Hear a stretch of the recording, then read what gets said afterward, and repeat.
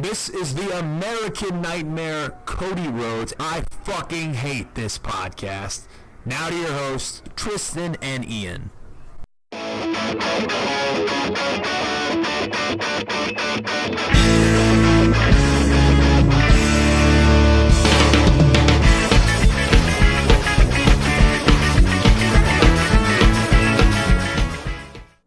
All right, wrestling fans, you've got Ian Matthews here with It's a Work Podcast, and I've got my co-host with me, Tristan HAYZE.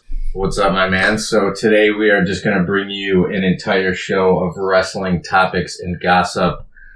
We've got a couple different things that we're going to go through. We're definitely going to touch on the feud going on right now with Vince Russo and Jim Cornette. If you're not paying attention, you better start. And, of course, we're going to give you a rundown of upcoming Pro Wrestling Blitz shows. But, Tristan, I think I'm going to hand it off to you, man. You said you got a couple topics. What do you want to talk about?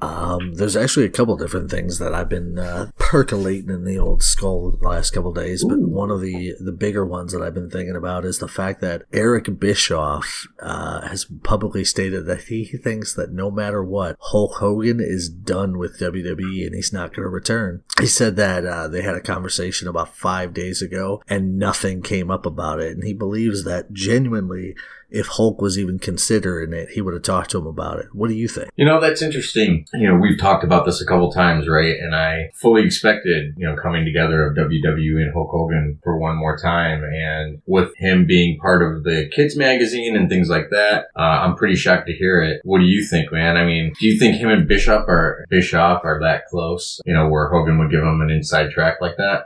I genuinely think they would, or that he is, but at the same time, I don't think that he would probably divulge every bit of his life to everyone, you know what I mean? Like, everybody's got to have their own privacy, everybody's got to have their own dealings, and maybe he's working on something with WWE and it's not solid yet, so he doesn't want to say something. Right. But Bischoff is convinced that Hogan's past it, he's past that part of his career, he's past the dog and pony show and being tramped around and put on display for the benefit of a company. He said it would be very surprising and interesting to him at this point if Hogan went back. That's interesting. What do you think Bischoff's relationship with WWE is? I mean, he just, did Table with Three with Jim Cornette. We both like that. Jim Cornette says that it was heavily edited. They talked for an hour and a half and the WWE put out 20 minutes. Do you think there's any plans for, him to work or have his hands more involved with the WWE product? Or do you think it's just one-offs that they bring him in because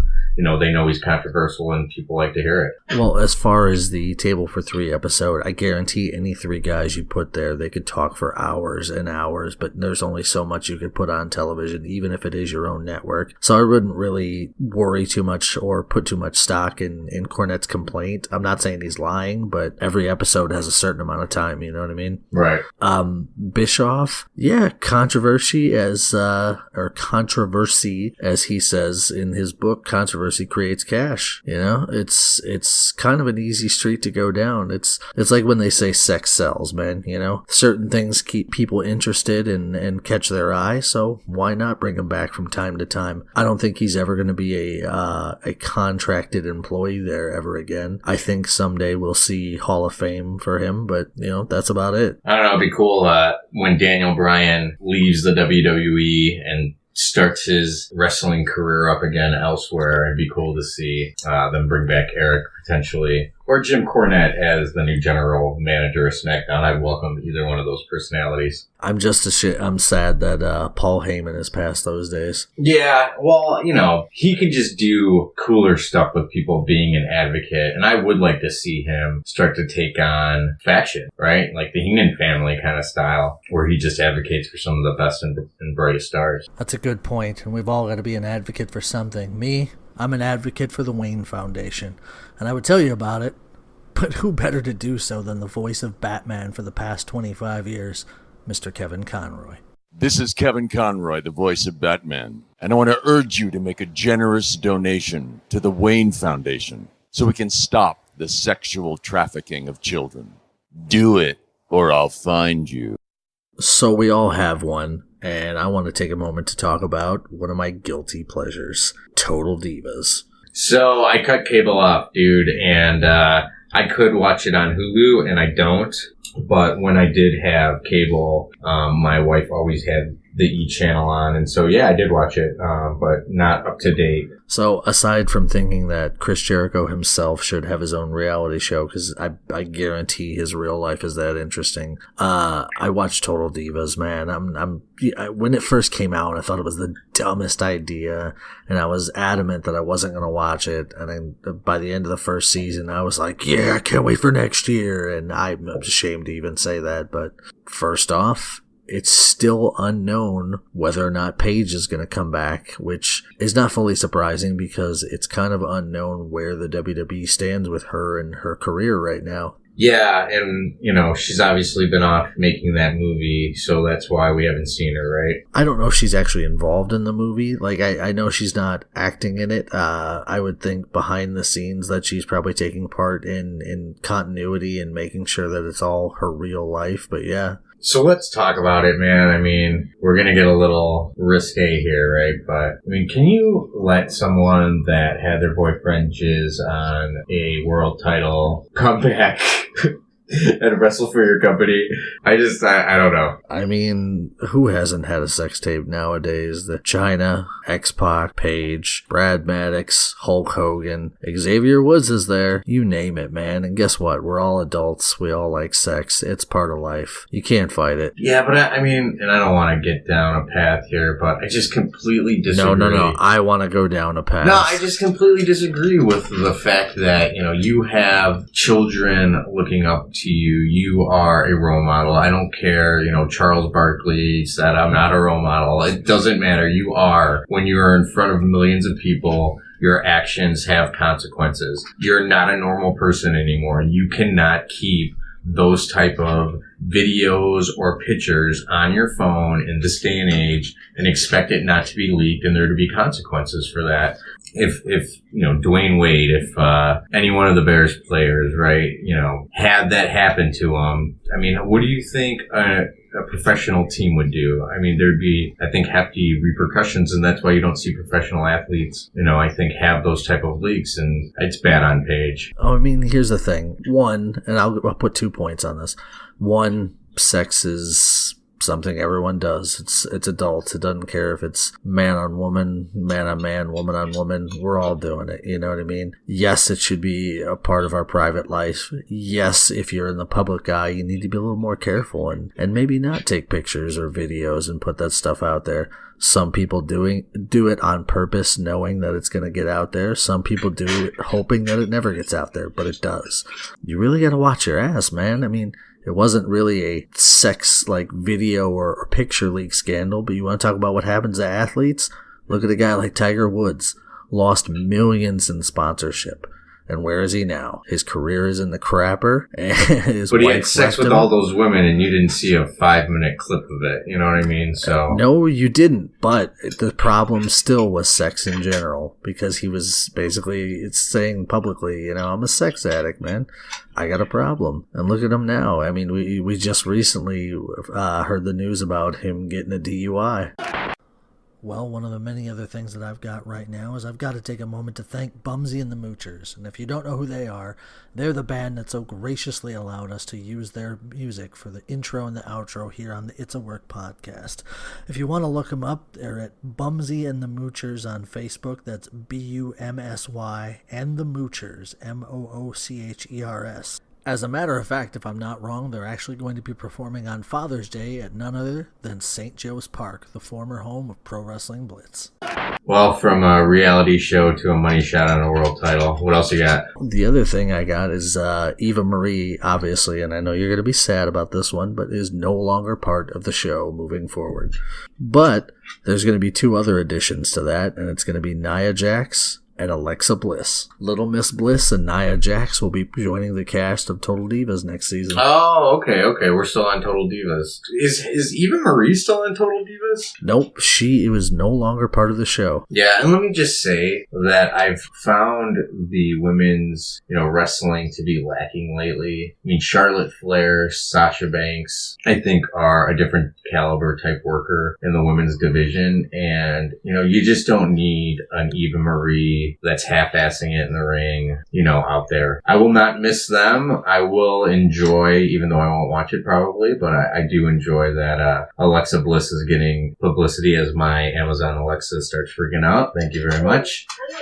You hear that? She doesn't know. But, Nia Jax, I'm not sure. She could use some time talking, man, because her promos suck. So staying on the topic of women's wrestling, what do you think about the Road Dogg wanting Asuka to be brought up to SmackDown? Where do you think she would fit best? SmackDown like the Road Dogg wants, or Raw? SmackDown, because I think her best bet for 5-star caliber matches, you're talking potentially women main eventing one of the big 4 pay-per-views. It's Charlotte and it's Asuka. Can anyone else on the SmackDown women's roster actually hang with her? No, and no one else can hang with Charlotte either, but hopefully when you're around 2 superstar athletes like that, you raise your game up and, they can work a program for a long time and have it be believable. And then at just times break them apart, have them do, smaller, runs with other women and then bring them back together. And I'd love to see it. I do hope though that they continue her win streak and they play that angle, and it'd be great to see Charlotte, Asuka, WrestleMania, and Asuka hasn't been beaten yet. You're not excited about that match? I could see it being played out, and I am excited about the possibility of that, but what if it's played out, main event, WrestleMania, Charlotte's got the women's title for the WWE, Asuka is still undefeated with the NXT women's title, and it's title for title at Mania. Yeah, that's better booking. That's good. No, I'd like to see it. I think historically, right, they want to have someone, but how do you keep Asuka strong? And does she just trash the NXT title? I'm done with this and I'm going up to the main roster, So that'll be interesting to see too. I think they're positioning Ember Moon to potentially take that from her. So moving right along, how about a new topic? How about Finn Balor? Now, what the guy's been able to do over the last 10 years is actually kind of incredible. Not just wrestling in the junior division in Japan and the heavyweight division, but bringing his character, the Demon, to life. He has an entrance that's kind of transcended popularity all around the world. People go nuts for when the Demon comes out. Him as a cruiserweight in Japan was amazing. You really can't imagine what more that this guy could do, especially with the monster push he was getting in the WWE before he injured his shoulder. So now to top all that off, it's being stated publicly by Kurt Angle that when he comes back to wrestle, and he's saying it's 100% that he's going to, he wants to work a program with Finn Balor. Yeah, that's cool. I want to see Angle back in the ring. I'm not sure that the WWE wants to see that yet. Yeah, no, I'm a big fan of Finn Balor. I literally was just watching, just a few days ago, Prince Devitt, Neville, and New Japan Pro Wrestling match, and that was great. Here's the thing. I don't know if I agree that... Why do I struggle saying NJPW?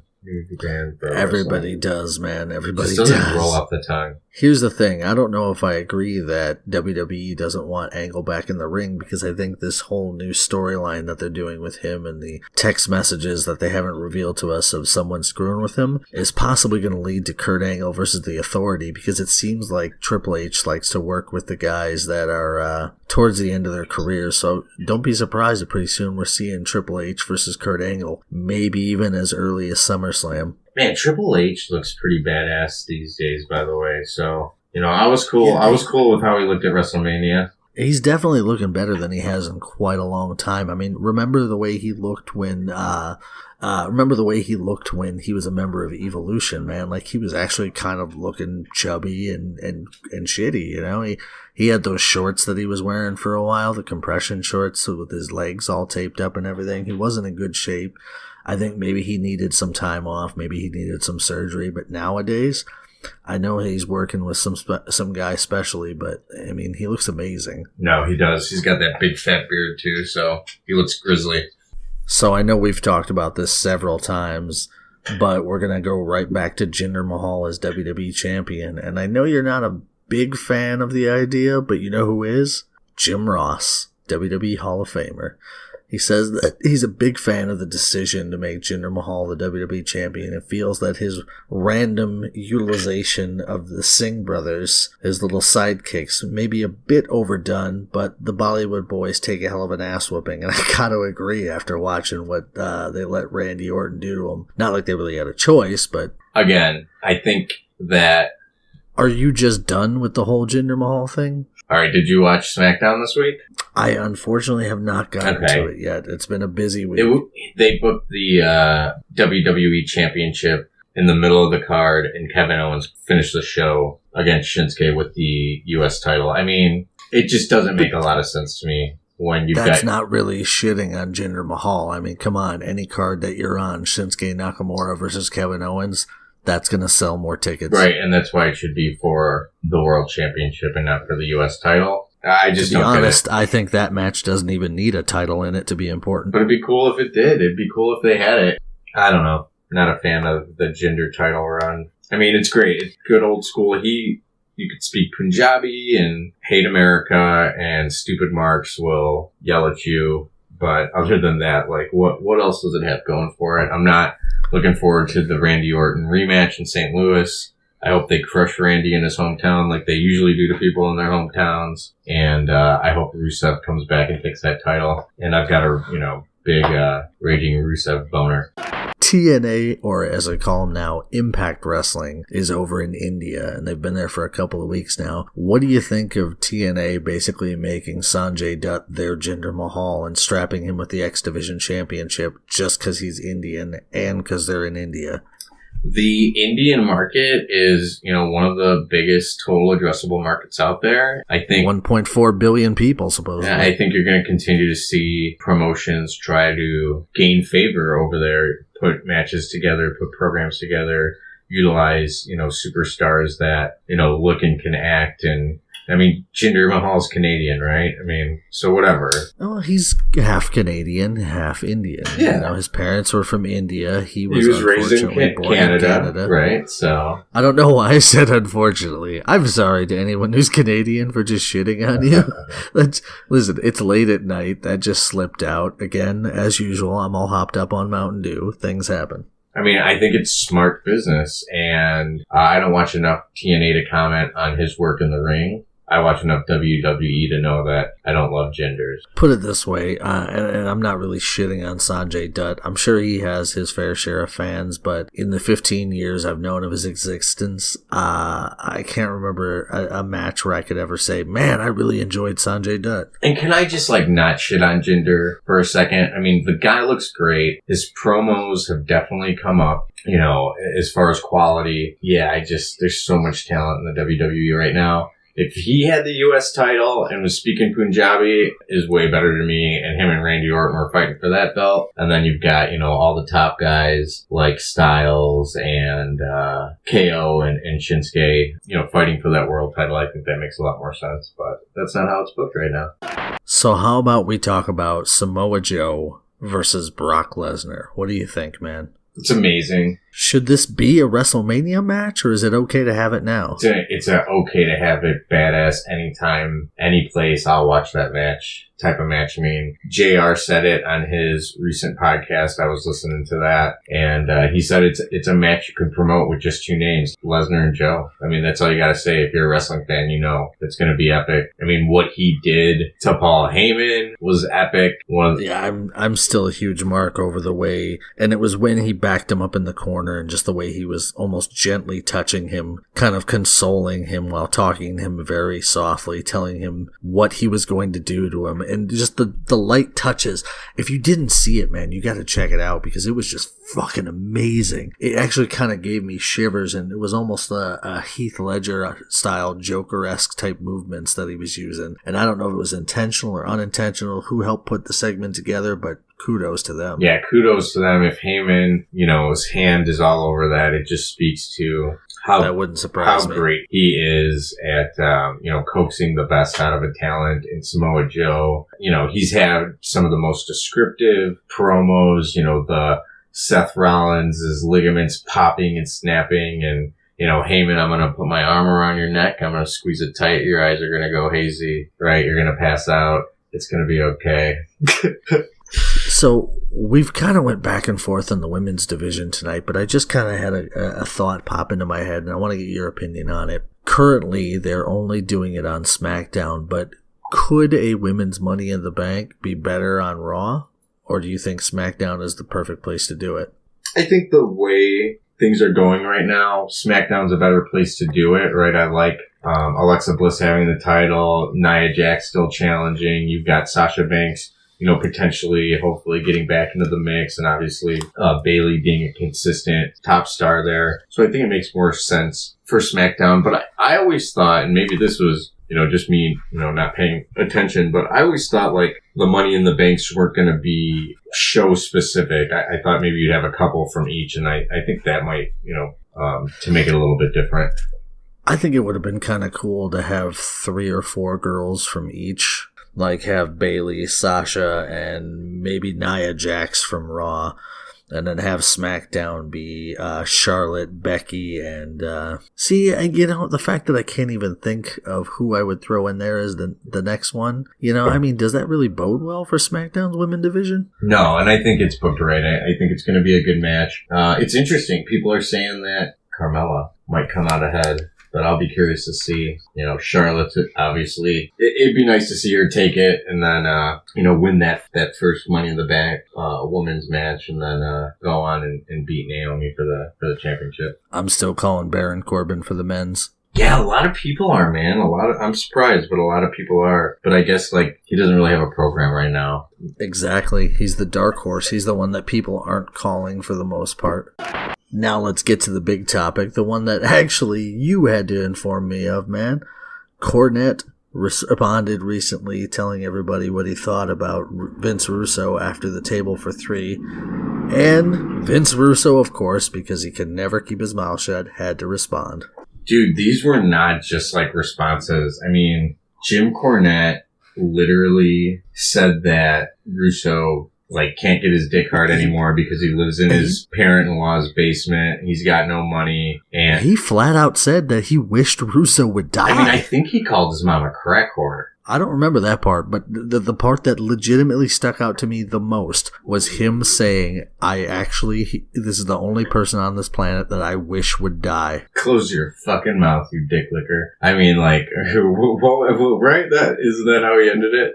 Oh my God, it's amazing. Yeah, Jim Cornette's, the best promo in the business, maybe? I'm not sure. I mean, that seemed like completely off the cuff and just he is the most passionate wrestling, mouthpiece out there today. I'll tell you this, no great promo is ever fully off the cuff, man. Everybody always kind of thinks about the direction they want to go in, and some of the greats, and I know some of the not so greats, that they sit there and they say it over and over in their head, kind of fine-tuning it. But yeah, that didn't sound rehearsed. It sounded like just pure hatred being spewed out of his mouth for about 12 minutes. Yeah, it was amazing. I mean, challenged him to a fight, said, I'll bring $5,000, you can have it.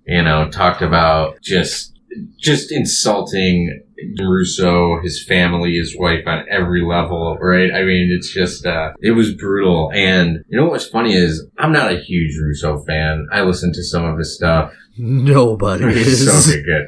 But I really thought he had a smart comeback. The way he framed it, it was very sincere. I might get emotional during this. So you actually think Vince Russo's response and his apology was sincere? I mean, he was calling him pudgy. He said he had a belly like Kamala and flabby arms, and then made a bunch of other shitty remarks and jokes, feigning fear towards Cornette, thinking that he was going to beat him up. No. So I'm sorry if I said that it was sincere. I thought it was smart how he framed it as sincere. And even... so you thought he was being more of a brilliant smartass and snarky. Yeah, and even the, I'm sorry that I don't believe Dukes of Hazzard is a reality TV show. And I'm sorry Vince and Stephanie picked me all those years ago. I'm sorry. It's not my fault. I apologize for, all that stuff. No, that was really good. I enjoyed his retort more than I anticipated I was going to.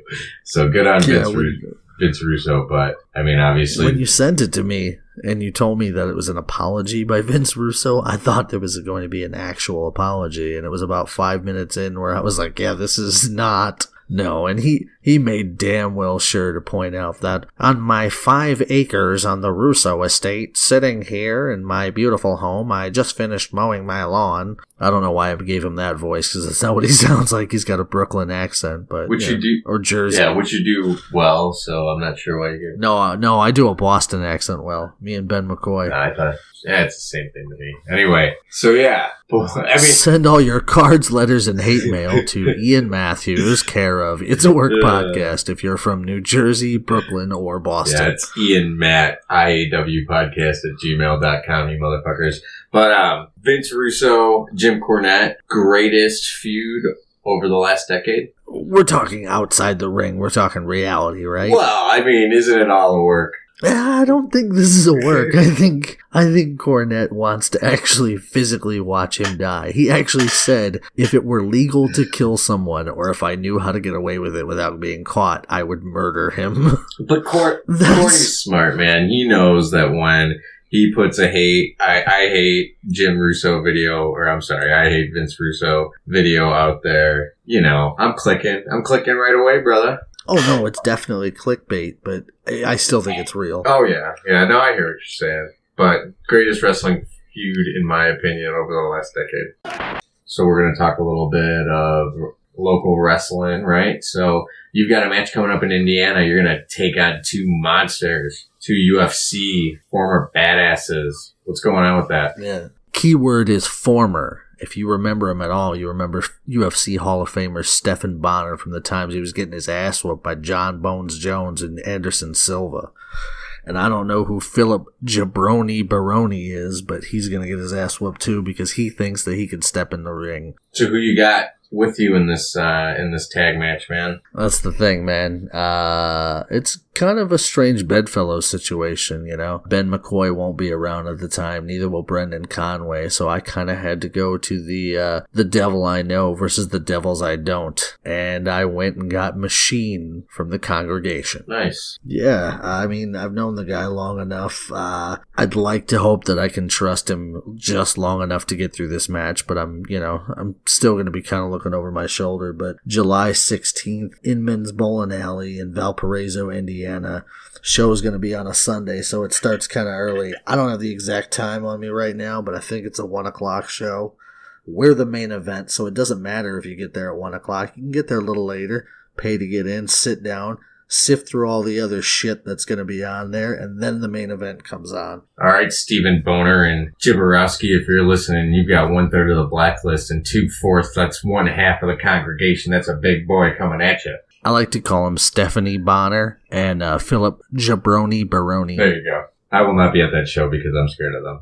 His name is Ian Matthews. He's about 4 inches shorter than me. Dirty blonde hair. I will not be there, man. I am too small to be messing with those guys after these words. By the way, I am officially offering an opportunity for Mr. Ian Matthews to be my manager on that evening. Right there at ringside, standing in my corner. I've noticed that Ian has not denied the opportunity, so I will take that as him accepting. I, again, will not be there.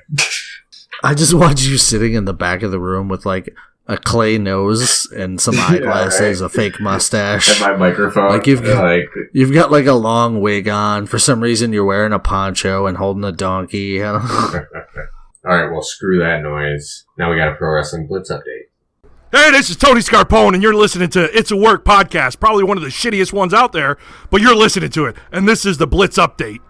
So what we're going to talk about tonight is going to be what we're going to be talking about for the next couple of months, and that's WrestleFest 8, Edwards Athletic Center, 55 Phelps Avenue, Romeoville, Illinois. If you go to pwblitz.com, you can buy tickets officially as of today. What's today? I'm not going to tell you, because whenever you listen to this, tickets will be on sale. Yeah, because we don't know get what's coming out. Exactly. We don't plan this shit that far ahead. But you know what is planned out?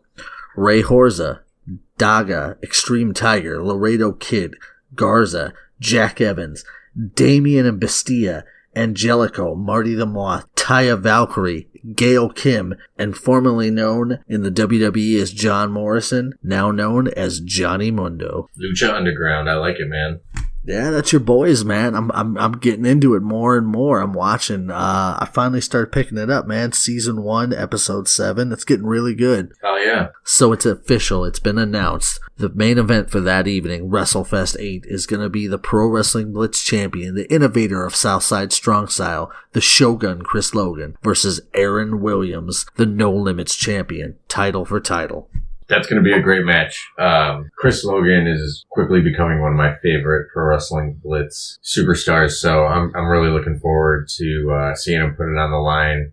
Title for title match. That's definitely going to be intense battle. All right, call it right now. Who's going to win? Is it going to be the Pro Wrestling Blitz champion, the Shogun Chris Logan, or the No Limits champion Aaron Williams? I say Chris Logan is going to take this match. Listen, man, I'm a big Chris Logan fan. I love the Southside Strong Style. Aaron Williams has kind of been unstoppable, brother. I'm going against you on this one. I'm going with Aaron Williams. Good. We split. I like it. You know what else you're going to like? You're going to like the Congregation versus the Blacklist. William Jacobs is going to be there finally. He's not going to be sending Mad Mark Osleber to do his work. It's going to be him and Brother Backwoods and Brother Machine. No, I'm looking forward to this match. It's tables, ladders, and chairs, right? It's not for the faint of heart. You guys are going to put it all on the line based off of the chair shots you were throwing at each other at the last Pro Wrestling Blitz show. I wish you the best of luck, man. You guys need to come out strong in this match. I think the Blacklist, it's your time. A lot of pent-up frustration and some of the stuff that's been pulled. You getting tied up to the ropes and getting a couple beat downs. I think it's all going to come to fruition for the Congregation. They should be scared. Yeah, well, WrestleFest, we're going to get in the ring. Nobody's going to run. Nobody's going to talk. We've heard enough from the two walruses and Dickless the Clown, and now we're going to show them what an ass whooping looks like from the Blacklist, because it's TLC. Brendan Conway's going to bring the tables. I'm going to bring the ladders. Ben McCoy is going to bring a nice, special, pretty little done-up chair all the way from Japan. And you know what? If that's not enough, how about this? I've got an idea. Since Pro Wrestling Blitz has decided to get their legal team involved and tell us that, yes, it's official. We're going to allow you to do this match. Let's do something that they wouldn't allow. Because I've always said, man, it's better to ask forgiveness than permission. So let's get the fans of Pro Wrestling Blitz involved. How about they bring some weapons of their own and we'll play with some of their toys that night too? That sounds scary, because I carry a bag of thumbtacks in my trunk for some reason. For just that occasion where Terry Funk might roll around in them. So it's official. Ian Matthews will not be at the Smash Mouth show, and he's no longer allowed at WrestleFest. Come on, man. Well, there you have it, everybody. That's been your Pro Wrestling Blitz update. Folks, every once in a while, because of the fact that Ian and I record late at night, we sometimes have the same conversation more than once. And when that happens, unfortunately, some great material and great conversation gets left on the cutting room floor. The question is, what do we do with that material so that it doesn't go to waste? Solution? It's a work extra. You're listening to Tristan Hayes' shitty-ass podcast. This is Ryan Cross, and I hate people like Tristan Hayes with no bodies. Well, this is episode 2 of the It's a Work podcast. That's Ryan Cross telling you how big of a fan he is of mine, but what he forgot to tell you is I've got a co-host, and that's Mr. Ian Matthews. Ha! Take that and think about it on leg day, Ryan. Ooh, he does not like when you talk about him missing leg day. No, he doesn't. I mean, he's got fucking tree trunks for legs, but he's sensitive about it. Yeah, that guy, I hope he's not listening because I don't want to get murdered next time I see him. No, that's a big boy. He will fuck you up. For anybody who doesn't know, Brother Backwoods from the Congregation literally broke a metal chair over my back, to which I was informed a member of the audience got their hands on it and had somebody sign it. Not me. Keep in mind, they didn't ask me, the guy who, fucking took the chair shot that broke the metal chair, to sign it. No. Why would you do something like that? That would make no sense. They had somebody completely different, not in the Congregation or the Blacklist. Yeah, Mil Mortes was very confused when he signed it. I saw the Wait, is that who it was? Well, I couldn't see the look because of the mask, but no. They got the Mr. 1000 Deaths. Sign this chair. He's like, just here you go. I'm on episode 2 of Lucha Underground, so now I'm going to act like I know what I'm talking about. Right. Oh, well, Van Hammer. God, so, dude, way to shit on Doug Summers, man. come on, man. That was supposed to be just like a little Easter egg.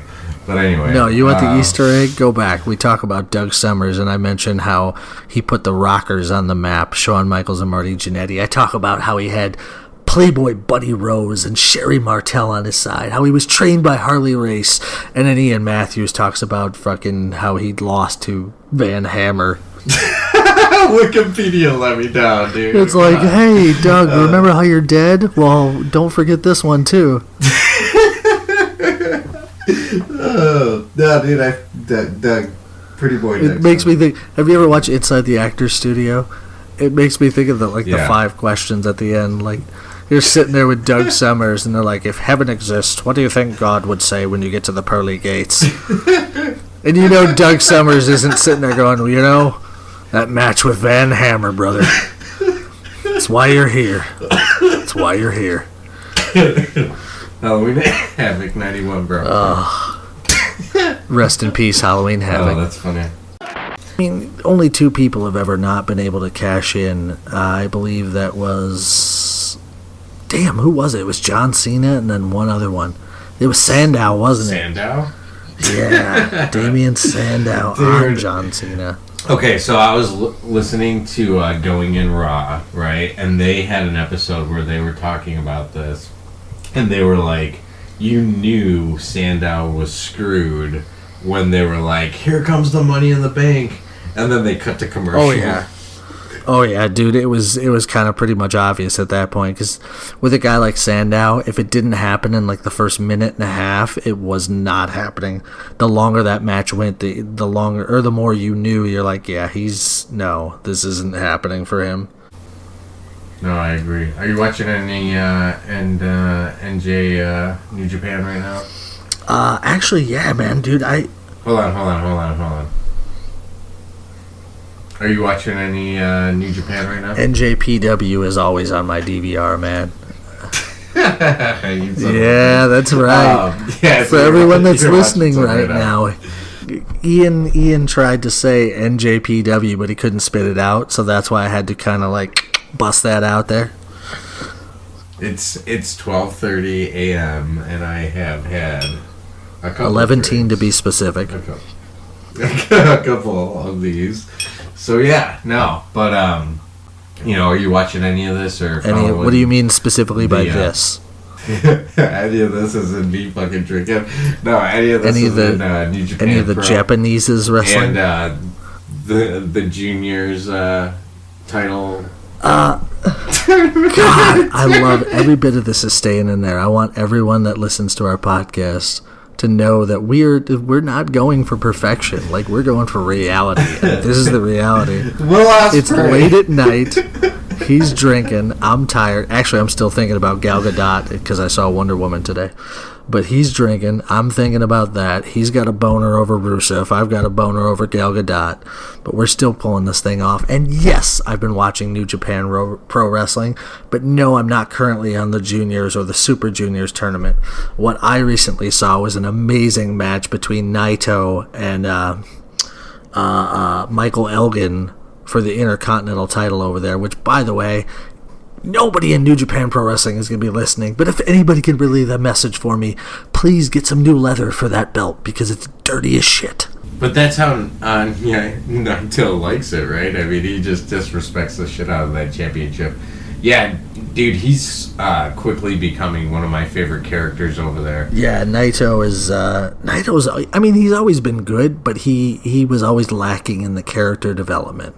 Like, his skills, his wrestling ability, they were always kind of top-notch. You know, some of the Japanese guys, they're just amazing. And now I've got a case of the hiccups, so that sucks.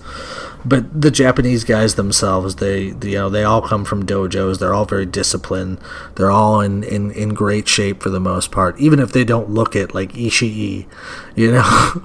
But they're all still beasts, man. And Naito is no exception. He just needed character, and now he's showing it. And God, man, it has kind of brought his game up by leaps and bounds. Yeah, no, there's so much good indie wrestling right now, and you know what? You can even argue that me calling, things like Ring of Honor, New Japan, not, it's not indie wrestling anymore. I mean, those are big promotions, but there's so much good wrestling out there, and I will say that New Japan is probably, my favorite. It might be also because it's the most easy to consume, and I've gone back.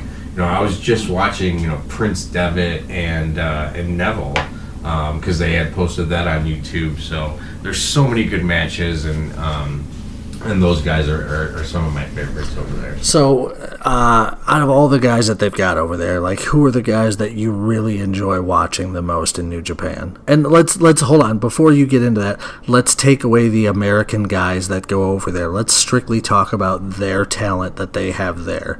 So let's not talk about Adam Cole or Alex Shelley or any of those guys. I want to talk about the actual Japanese wrestlers. Can I be honest? Like, I'm still catching up, right? So I have been watching a lot of, like, Kobashi. Like, I've been watching a lot of old stuff, so I was, like, watching the matches with him and Vader and some of those old ones. I know you're talking about... But you're talking about Kenta Kobashi, right? Kenta Kobashi is an amazing beast that I can never get enough of, especially his machine gun chops. I've literally seen him make people puke from chopping them. No, but I think right now, Naito, obviously, Okada. I was a big Shibata fan before everything, happened with that. So, those have been kind of the guys that I've, liked. And then, outside of that, it's really been like the Will Ospreays and the Ricochets and the Kenny Omegas that I think, have been, what has really drawn me over there. And then, seeing Shibata and Okada, like, stuff like that has been amazing. And I'm going old school too. Like, I was checking out some Hayabusa videos the other day, and all that Shibata is one of the guys that I've only kind of come to know over the last year and a half, and is just amazing. I don't know what it is. Like, he has a very basic look, just black trunks, black knee pads, black boots. He's very lean, but his repertoire and the things that he does, like, I love that kick of his. It's like a freaking field goal punt, and it's amazing. And his all-around mat skills are just damn near perfect. Well, ladies and gentlemen, with that, I'd like to bring this episode to a close. But before I do, I can't leave you without pointing out that the bat symbol shines brightly in the sky tonight, and our prayers of Batman, oh Batman, who art in Gotham, hallowed be thy name, those prayers go unanswered. The cape hangs heavy, and it does so after the recent passing of the greatest Batman of all time, Mr. Adam West, at the age of 88. So I'd like to end this episode of It's a Work by saying, on behalf of the dynamic duo consisting of myself and my boy wonder, Ian Matthews, join us again soon. Same bat time, same bat channel.